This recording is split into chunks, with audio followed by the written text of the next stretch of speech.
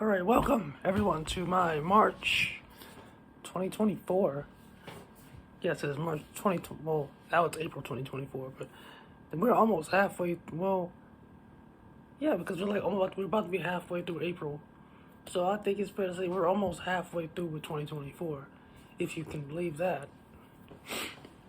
But for now, we are sticking to the first quarter with the March 2024 reading wrap up and book haul, and we will jump back into things. What a book! I think I mentioned this in the February video, because I started reading this apparently on March 1st. So I bought it towards the end of February, after I read 1984, and I saw it was really short. It was only like 100 pages. So I was like, let me jump into this and get a quick read out of it. See, because I had already heard of Ayn Rand. I'm gonna pronounce it Ayn Rand. Yeah, I'm gonna pronounce it that way. I think that's how you pronounce it. And her philosophy of objectivism and all that. And obviously it was 100 pages, so it was a quick read. I finished it in like 5 days. I probably didn't read it one of the days. And yeah, Anthem by Ayn Rand. It's a lot like 1984, which I think is something I mentioned in my February wrap up, was that I'm trying to mix up the genres and not follow them up immediately with something in the same genre. But I basically did that with this book because it was so short, and I picked it up and I started reading, and I was like, you know what, let me check this out. Let me read something about her and check this out and mess with it. So it was pretty cool. It was, like I said, about this guy. He lives in a society where, like, the ideas of singularity, if you want to say it that way, are, like, outlawed and not taught to them. Things like I, my, everything is just we, our, this, I guess call it communist, society. Everything you do is for the society. It's like, it's almost thought of as like, your society is your family, pretty much. You don't even know who your parents are. As far as I can remember, you don't even know who your parents are. And the way they deal with mating is just like every year on like a certain day or something like that. They take a bunch of 18 or 19 or 20-year-olds and take them to a palace and put them in a room and like, yeah, hey, go have sex. So like, and then they don't even know who they don't meet their kids after the kid's born or anything like that. So everything is about, the society. Obviously, Ayn Rand was very anti-communist, she was very much she felt like humans are just naturally too selfish for any of that shit, and she advocated you to be selfish, take care of yourself, don't worship a god, basically, make yourself your god. And not in the way that you're going around hurting other people, but just in the way that you're taking care of yourself, pretty much. You don't rely on the government for shit. You don't rely on this idea that everybody's supposed to just care about you and take care of you. You take care of yourself and your needs and all that. So it was like an introduction to her ideas, and because I know Fountainhead is like 1,000 pages or something like that, and I think Atlas Shrugged is probably her, I guess, the most famous work. But both of those, Fountainhead and Atlas Shrugged, are like 1,000 pages, and I'm gonna try to get to them eventually. But I started with this one. This is apparently her second novel. Like it is 100 pages. What is a novel? Novel or novella, depending on which you want to put it. So I'll go back to We the Living, which is her first novel. That's about, I think, in the 300 to 400 page range, 300 page. So that's about normal. So eventually I'll get to that before I go to Fountainhead and Atlas Shrugged. I mess with her other stuff. But it was an interesting read, and I liked it. I think I gave it like 4 stars. I gave it 4 stars. I haven't really been giving anything less than 4 stars this year because I finished 6 books so far this year. I gave Holes 3 stars. Everything else was 4. I think Season Storm, which I'm gonna get to, spoiler, was 5. But yeah, so cool. If you want to read something philosophical or something like that, the short 100 pages or less. It's really like 85 pages, I think. So there's that. Next, I finished Holes by Louis Sakar. This is the movie from that Shia LaBeouf was in back in like '03 or something like that. Like I said, I had trouble getting past the middle grade tone of the book, because it would feel at times it would feel like I was being like talked down to or read down to. And that felt weird at times reading that, but I did enjoy the story and the way they connected the past and the present, and the ancestors. These characters, some of these characters being the descendants of the characters from the past. I enjoyed that.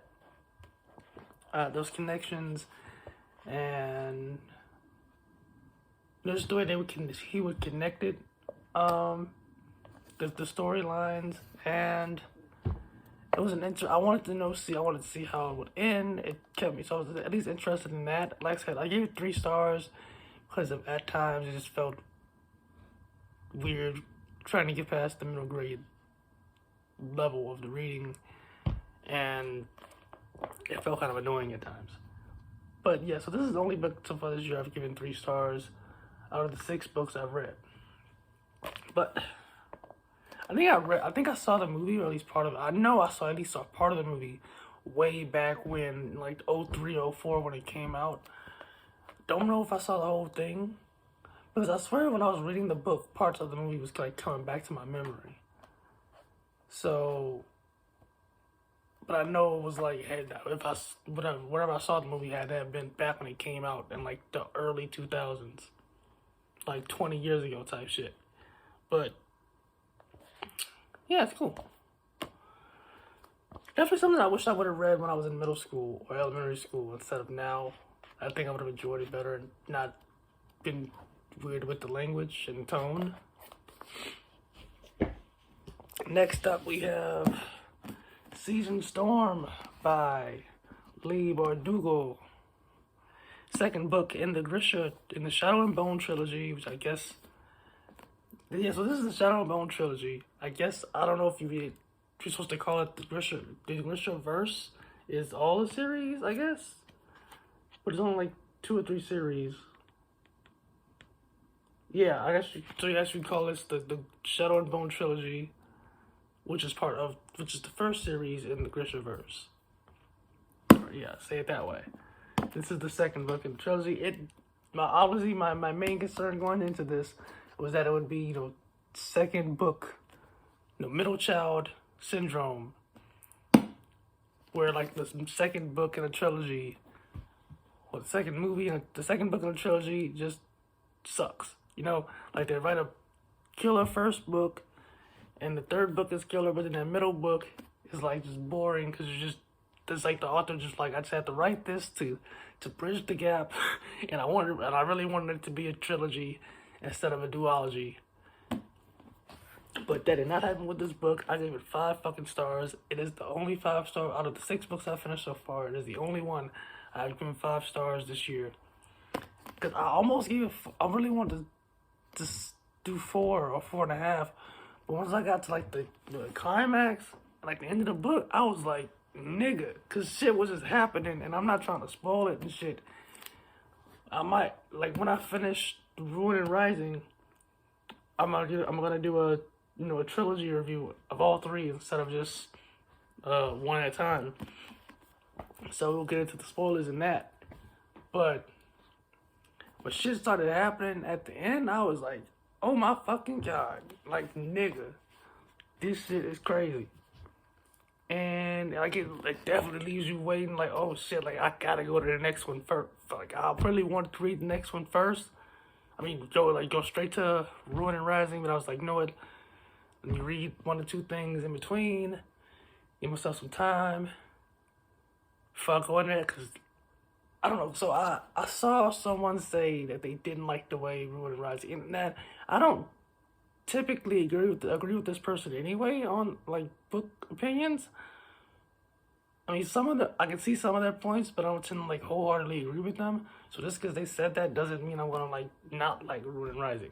I don't know, but I'm like, for just like you started off here with not here, but you started off with high expectations on Shadow and Bone, then exceeded them with Siege and Storm. So I'm like, please don't tell me I'm gonna read Ruin and Rising, and this shit is gonna just fall flat. Cause I'm like, they are really setting up some shit for this shit just go, boom, just have just a dynamite ass fucking trilogy ending before I move on to the Six of Crows duology, and then I can watch the Netflix show. But this shit was crazy. Highly recommend it. So far, I highly recommend the trilogy. I haven't finished it. I still have to read the third one. Hopefully, I get to it by the end of this month or the beginning of May. As of right now, that's kind of the plan. So I can see how this ends. This shit is crazy, nigga. Like, I'm legitimately considering getting a tattoo for this shit.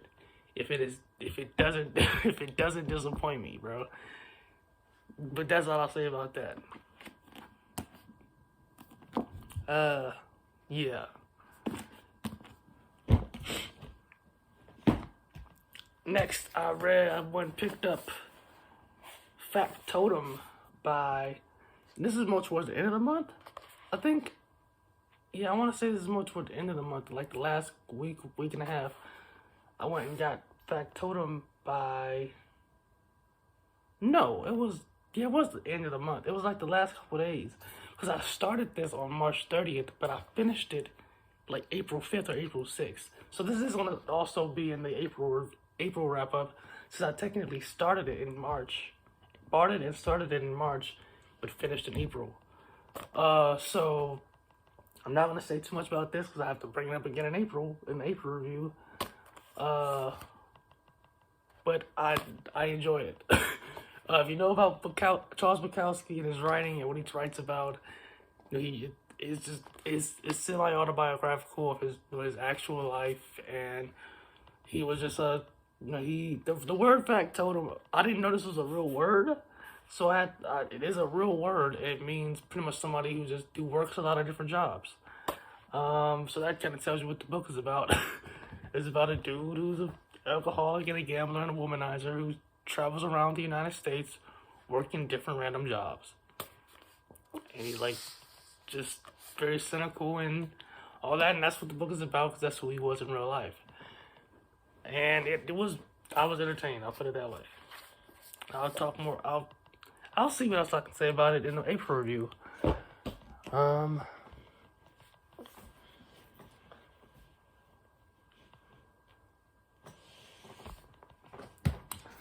Next, I have Ruin and Rising. So I picked it up. I was lucky enough to find it for $5 in half-price books.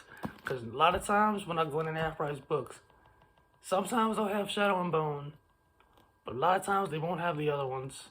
Sometimes they won't even have Shadow and Bone. Like so it's really a random. If you get in there on a if it's in there randomly one day when you're in there, cool. But it probably won't be.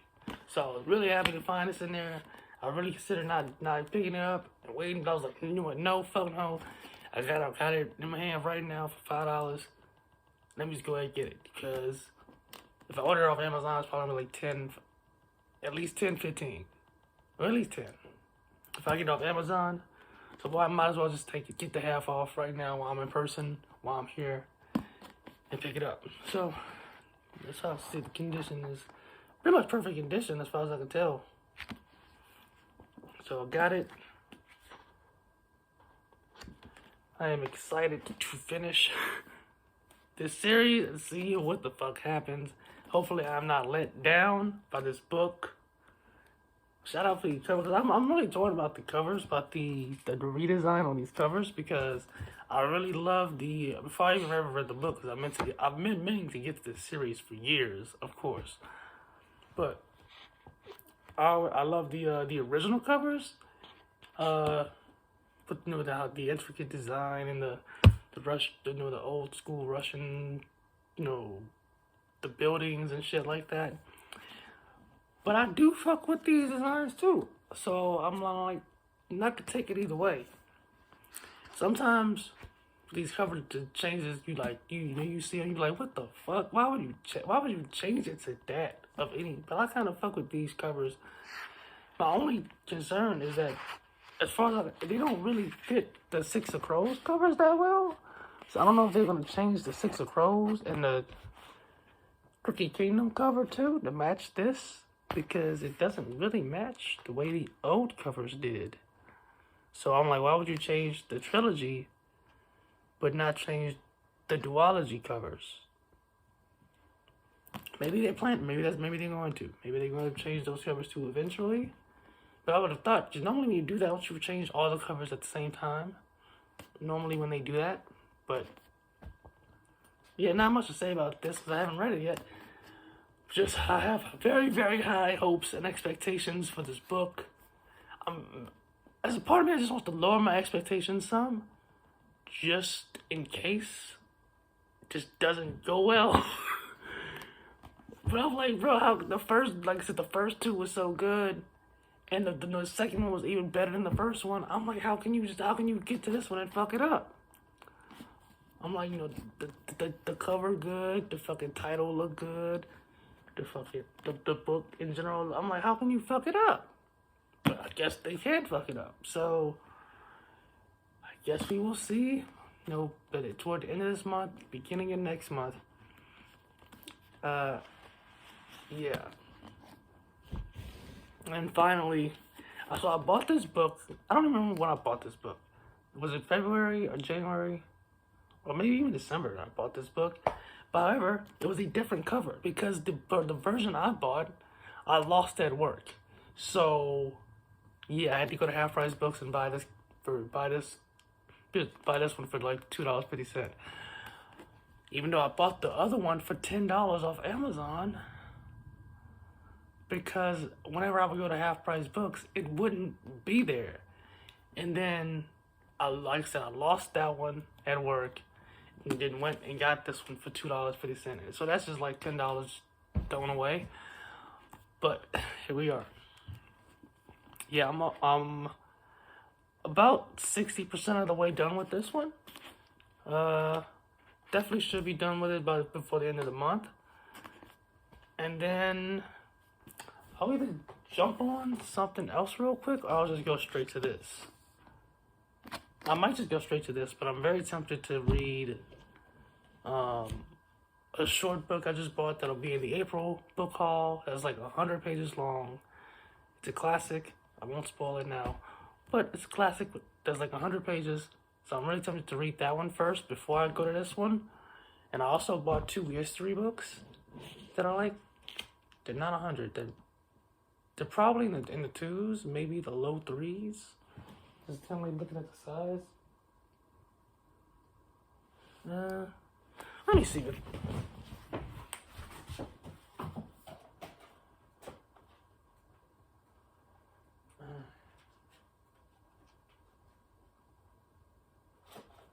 Three.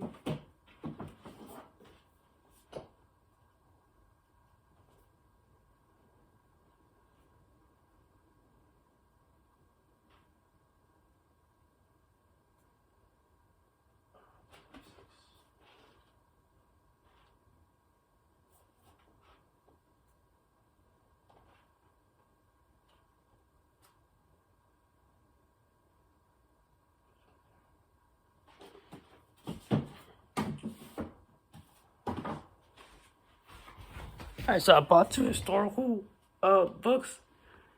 Like yesterday, the nonfiction. I'm trying to read a little bit more nonfiction. History, economics, philosophy. So one is 194 pages and the other one is 323 pages. I might read one of those, like I said, or that 100 page classic. after finishing this one, before I read this, or I might just go straight to this. I'll think about it. I have to think about it. So, this is Lines of Lucerne by Brad Thor. It's the first book in the Scott Harvett series. He's like 20 pages into that now. This came out in like 06. Yeah, let me check. No, 02. This came out in 2002. So he has been dropping like one every year for the last 23 years.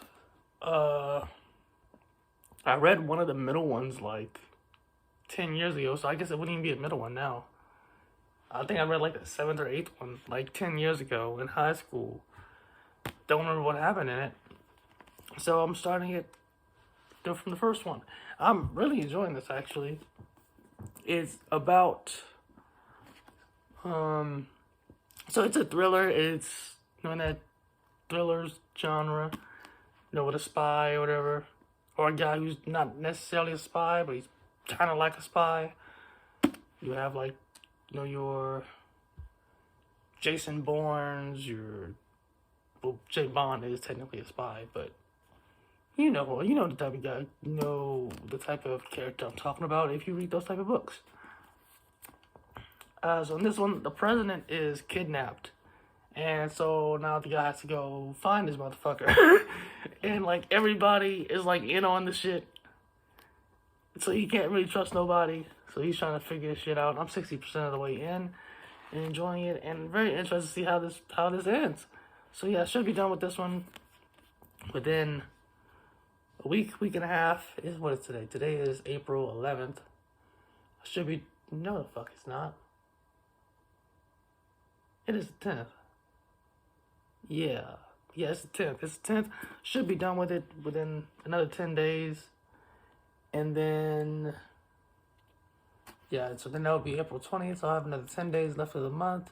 So yeah, then I'll either jump on this, or I'll jump on one of those other ones, try to finish those before the end of the month with those last 10 days. And then I'll start reading this like May 1st. Yeah. We'll see. So I know if I started something on like April 20th, I want to finish it by April 30th and not have it carry over into May. It doesn't really matter, obviously, but I'm like 2 books ahead on my book goals anyway. So my Goodreads goal for this year was 17 books. I've read 6 so far. It's April 10th. So I'm 2 books ahead, technically, according to Goodreads. 17 books. That's a book every 3 weeks. So I was taking into account that I'm working and I'm going to school, but I read a lot at work because I have a lot of downtime at work. So yeah, that has helped a lot with getting ahead. Hell, I think like all of my reading is done at work. I don't think I read that much at home, or at all at home. Like I watch YouTube and shit at home. I read at work, and sometimes on the train ride. Sometimes I don't even read the train. I just stare out the window. So yeah, I read a lot at work because that's a lot of downtime actually. But that's it for this video. We are fucking 23 minutes into it. Yeah, so let me know if you've read any of this stuff. No spoilers, please, because let's be fair to the people in the comments. And I'll see you in the next one. Make sure you like and comment, subscribe for more. I do these every month. I do these wrap-ups every month, but I am trying to figure out what other book-related videos can I make. So to help with the BookTube side of this channel. All right, and I'll see. So give me some ideas for that in the comments too.